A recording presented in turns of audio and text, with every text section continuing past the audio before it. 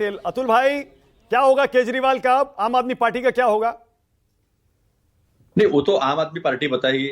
आम आदमी party decision लेगी। मैं तो आम आदमी पार्टी का नहीं हूं, तो केजरीवाल का क्या होगा ये मैं क्या बताऊं। अरे आप हाँ, हमेशा हो बोलते थे सकता। हारेंगे हारेंगे, हार गए, अब आगे क्या होगा ये भी बताइए। नहीं नहीं, हारेंगे यानी हम चुनाव में थे ना। हाँ।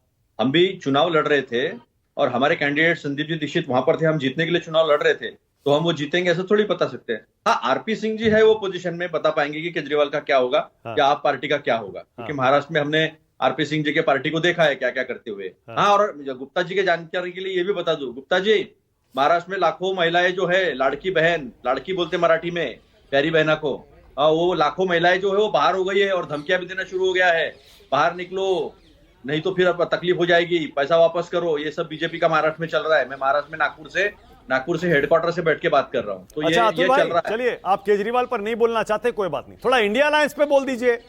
अब राहुल गांधी क्या करेंगे? इंडिया अलायंस को कैसे बचाएंगे? केजरीवाल जी तो बड़े नाराज होंगे आपसे, 12 सीटें हरवा दी आपने उनको।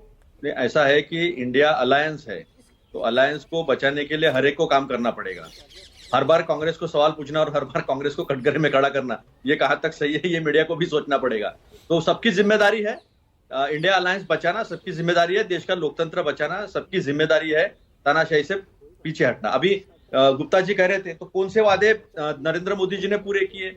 रुपया और वो दोनों में गिरने की कितनी तेज कंपटीशन चल रही है। आज 87 रुपए 82 पैसे तक नीचे गिरा था। महंगाई अपने चरम पर है, अरे आज बेरोजगारी जनादेश अपने आया चरम पे अतुल है। भाई, आप भी कमाल करते हैं, जनादेश आया है भाई, स्वीकार कर लीजिए हाथ जोड़ के। नहीं नहीं नहीं, मैं तो बधाई देता हूँ। आरपी सिंह जी बैठे हैं यहाँ पर, बीजेपी के नुमाइंदे, उनको बधाई है कि वो जीते हैं। लेकिन जीत के जो कारण गुप्ता जी ने बताए, जो बात कर रहे थे, तो आप बता दीजिए फिर, उसी चलिए आप कारण बता दीजिए कारण बीजेपी की जीत का, बताइए। नहीं नहीं नहीं, मैंने आपको क्या कहा, मैं तो कोई एनालिस्ट नहीं हूँ। मैं तो गुप्ता जी इतना बड़ा आदमी नहीं हूँ। मैं तो पार्टी का नुमाइंदा हूँ।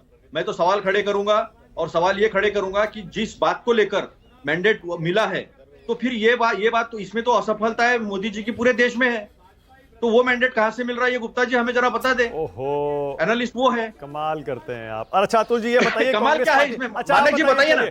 आप बताइए कांग्रेस पार्टी को क्या मिला, ये बताइए। चलिए, जीरो थे, जीरो हैं, वोट थोड़ा बड़ा, क्या मिला कांग्रेस पार्टी को दिल्ली में? क्या आप इस बात से खुश हैं कि आम आदमी पार्टी हार गई, जिसने आपकी सरकारें गिराई दिल्ली में और केंद्र में, शीला दीक्षित को हरा दिया? मानक जी, आपके बारे में वो सवाल आप खड़े कर सकते हैं, क्योंकि आपकी जहां जमीन नहीं थी वहां जाकर वो चुनाव लड़े। दिल्ली में हम 3 बार सत्ता में थे। दिल्ली के जमीन पर ये बातें हो रही थी। दिल्ली के लोगों को शीला जी का गवर्नेंस, शीला जी ने जिस तरह से सरकार चलाई थी, वो याद आ रहा था। तो हमारी जमीन दिल्ली में है, जहां जमीन है वहां लड़ रहे थे हम। पार्टी है भाई, पॉलिटिकल पार्टी है, और विधानसभा में सब लड़ सकते हैं, तो कांग्रेस पे क्यों सवाल खड़े हो रहे? ऐसा तो कहीं नहीं है कि हमारी जमीन नहीं थी और हम जाके लड़ लिए। वो तो आपने किया। सवाल पूछना है तो आपसे पूछो, हमसे क्यों पूछ रहे? आप खुश हैं या दुखी हैं, बताइए ना। मैं सुबह से ये पूछ रहा हूं, हम हमारे लिए दुखी हैं से कि आम आदमी पार्टी के हारने से वो दुखी हैं, खुश हैं, या बीजेपी के जीतने से दुखी हैं?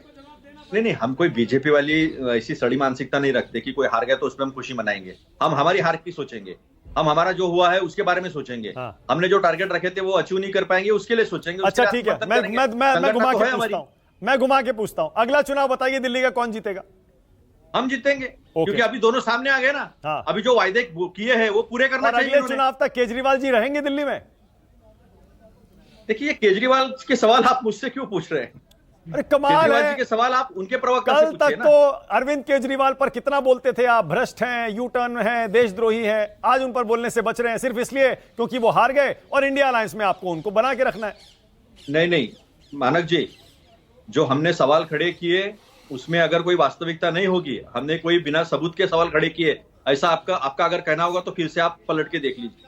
हमारे अलायंस में थे, फिर भी हमने शराब घोटाले के बारे में बात की थी। ऐसी तो नहीं कि हमने बात नहीं की थी, लेकिन जिस तरह से ईडी, इनकम टैक्स, सीबीआई का इस्तेमाल हो रहा था उसके ऊपर सवाल खड़े किए। अब राहुल जी क्या करेंगे अतुल भाई, ये भी बता दीजिए। राहुल जी पूरी ताकत से, पूरी शिद्दत से हिंदुस्तान में जो अलोकतांत्रिक सरकार है, जो दहशतवादी सरकार है, जो लोगों को डराती है, पार्टियों को डराती है, उसको हटाने के लिए पूरी ताकत से जनता के हित में काम करेगी। रोजगार के बारे में आपने पार्लियामेंट का भाषण सुना होगा। अरे अतुल भाई एक सेकंड देखिए ना, अब आप काम करिए, लड़िए, बिल्कुल सारे मुद्दे उठाइए, आपको पूरा हक है, हम भी आपके साथ मिलकर उठाएंगे, कोई उसमें प्रॉब्लम नहीं है। लेकिन जनादेश तो बार बार नरेंद्र मोदी को मिल रहा है ना। लोकसभा में देख ली लगातार तीसरी बार, फिर हरियाणा, फिर महाराष्ट्र और अब दिल्ली। मानक जी, ऐसा है कि वो जीत रहे हैं तो यहां देश तो खत्म नहीं हो जाएगा। अभी देश उनको असेस करेगा ना, जितने वायदे किए थे देश में तो सब असफल हो गए। अभी दिल्ली में वायदे करके आए हैं, महाराष्ट्र में वायदे करके आए थे, तो देश देख रहा है संजय गांधी निराधार योजना बंद, शिव भोजन योजना बंद, श्रवण बाल के पैसे अब सरदार तक आए आरपी नहीं सिंह, है। आरपी